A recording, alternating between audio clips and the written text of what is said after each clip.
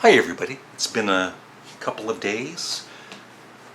I think I'm finally over COVID, and so thanks once more for all of your thoughts and prayers.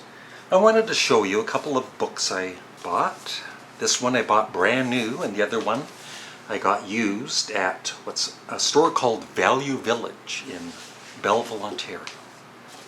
So this is Into the Void, From Birth to Black Sabbath and Beyond by Butler, the bassist for Black Sabbath.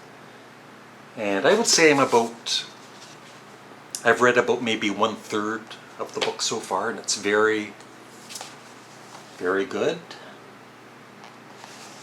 And I was actually thinking, you never know, of contacting Butler and possibly, maybe, interviewing him on my Canadian Studmuffin channel, and help him promote this book. It's got some pretty wacky stories, of course. There's a bit of drugs mentioned. And, Ozzy going to the washroom in an elevator more than once.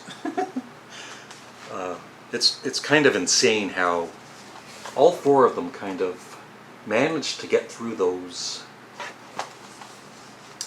druggy years. And so it goes through all of the, his whole career, and talks about all of the Black Sabbath albums that he did with Ozzy, and later on, of course, too. And there's some pretty funny stories throughout. Maybe see if I can just read one little paragraph. Yeah, he's just talking about later on when Ozzy had left Black Sabbath, but Tony Iommi continued on. This one is called Tomorrow Never Knows. I decided to limp on with Tony, but I was fast losing interest. It was 1984, and the heavy metal landscape had shifted again, with hair metal now to the fore. I wasn't a fan of hair metal, thought it was tailored for MTV, all about the look rather than the music. At least the glam rock acts of the 1970s, David Bowie, T-Rex, and Sweet, made decent songs. But most hair metal was terrible. It wasn't even metal. It was pop music masquerading as metal. Yeah, and I was never into heavy metal music, or hair metal either. So yeah, I went to Value Village yesterday with a mask on. I did test negative for COVID, but I still wear a mask. For me personally, when I go out, if you don't want to wear a mask, that's fine. And I saw this book, and because of the price, it would depend on the price if I bought it or not. But it's this hardcover book, The Beatles, 10 Years That Shook the World. And when I flipped it around, I was thinking, okay, if it's a certain price, I'm not buying it. But it was under $10. It was $5.99. So I said to myself, I'm buying the book. And so I went through, didn't really read it, I was just kind of looking at all the pictures, because the pictures are interesting. There's a foreword by Brian Wilson, because some of the pictures I've never seen before. No, you have your typical ones that have been shown everywhere forever, but then, let's see if I can find one here. There's one there. So yeah, it just goes through their whole, like it says, the 10 years.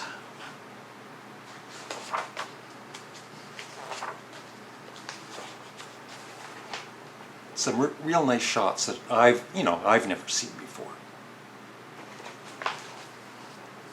And a lot of text. So, as you can see.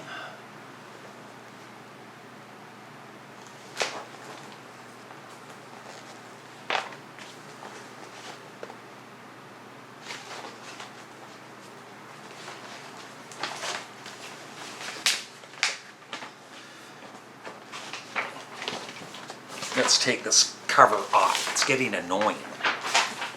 Here, it's still a nice, don't even need that cover. Slipcase.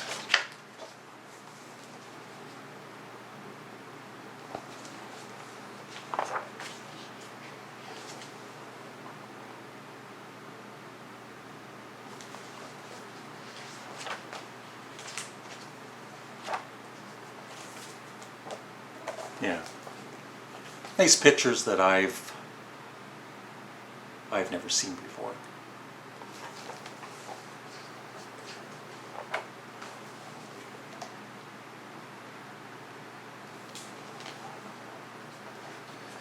So it goes through all of the, 1963, 1964, up to I think 1970.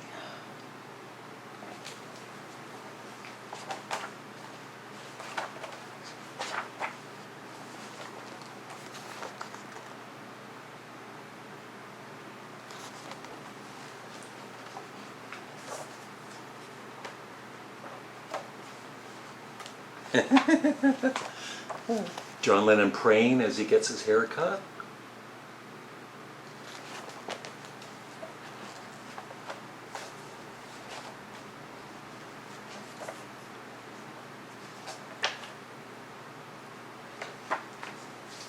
And it goes through each of the albums too, which is, it also reviews at the time when these albums came out.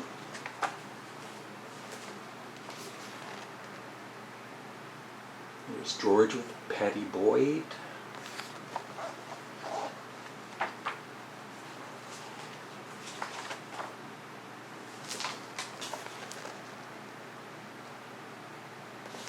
So yeah, I would say like 1/3 of the pictures I've never seen before. So I find it to be a very interesting book. So, like I said, it'll have a little couple reviews of each of the albums from at the time it came out.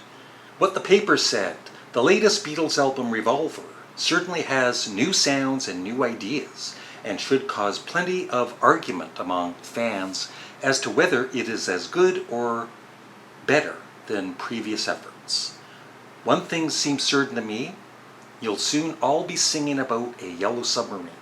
Love You Too is an oriental sounding piece, with George joining with Anil Hagwat to play some sitar jingles, and George singing a Kuma Sutra type lyric. Tomorrow Never Knows is John's vocal, telling you to turn off your mind and relax and float downstream.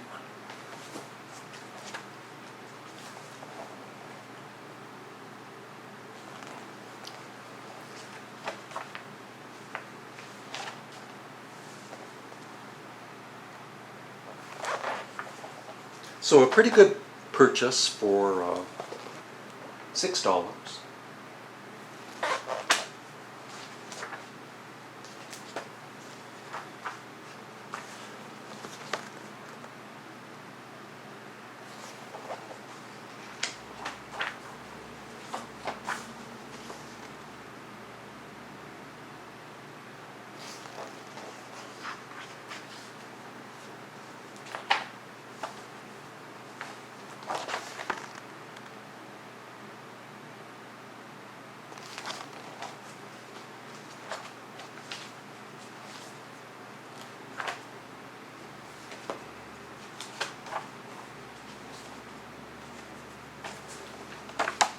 Near the end of the book.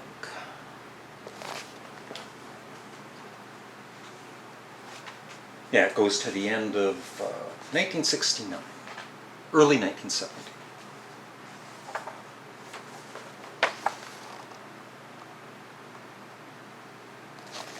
And that is it. I just thought some of you would like to see this. Oh yeah, and then later on, for the record, the solo albums goes into talking about their early solo albums. So, excellent book. And one more thing. We have a few pages of merchandise from the 60s and the price of it when this book came out.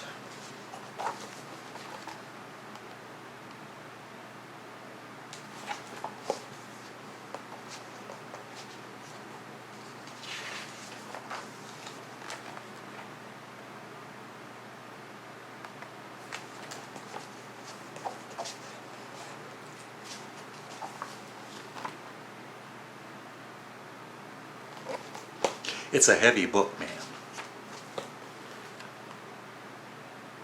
Yeah, so a very well done book. There's just not enough Beatles books out there. So that's it. Thank you for watching. Have a great day. Bye.